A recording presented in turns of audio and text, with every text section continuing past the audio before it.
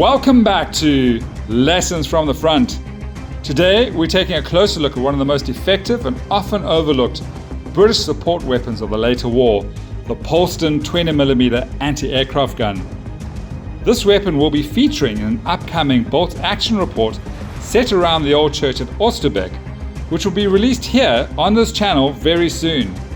In that game, the Polsten was used as part of a layered defense, and it had a significant impact on how the engagement unfolded.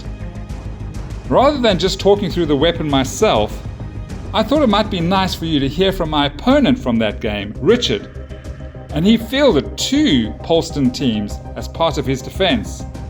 For this video, he's going to be talking us through the Polsten, what the weapon is and what it does in bolt action, and how he likes to use it effectively. The Polsten anti-aircraft gun 20mm autocannon was originally developed by the Polish in 1939.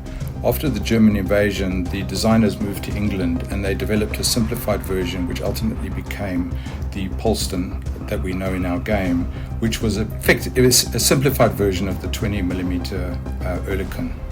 It was originally adapted by the British 21st Army Group in about January 1944 and went on to be the standard light anti-aircraft vehicle across most of the Commonwealth forces at the time. It also served in Operation Market Garden, which in our case is the game we've just played at Oosterbeek, and it served primarily as an anti-aircraft vehicle, but it was anti-aircraft gun, but it was also used in the ground suppression role to suppress enemy infantry, as well as excellent for attacking light vehicles.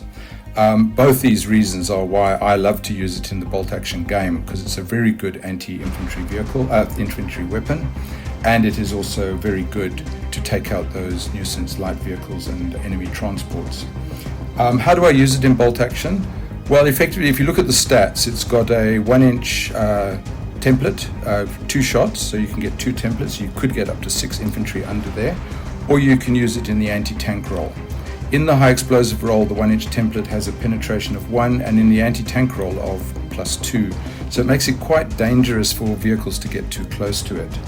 I use it primarily to protect my flanks and rear, especially in a fog of war game. I love to put it behind me so that anybody who comes up to try and catch me out in the rear has 2 Polstens looking at them in ambush.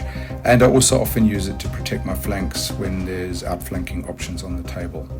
Overall, I find it an extremely cost-effective unit, very low points cost for a gun that actually has quite a lot of versatility, and when you're playing a themed para army, it brings some of that punch to your force.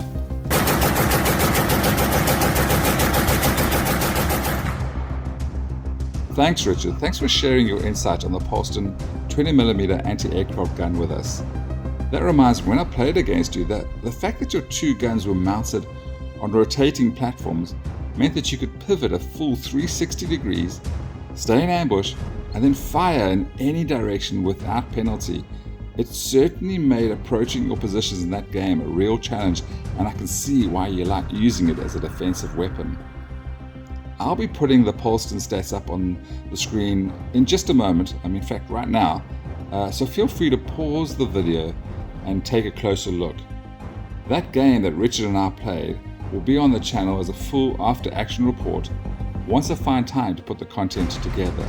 So in the meantime, if you've enjoyed this episode of Lessons from the Front, please consider liking the video and subscribing to the channel if you haven't done so already.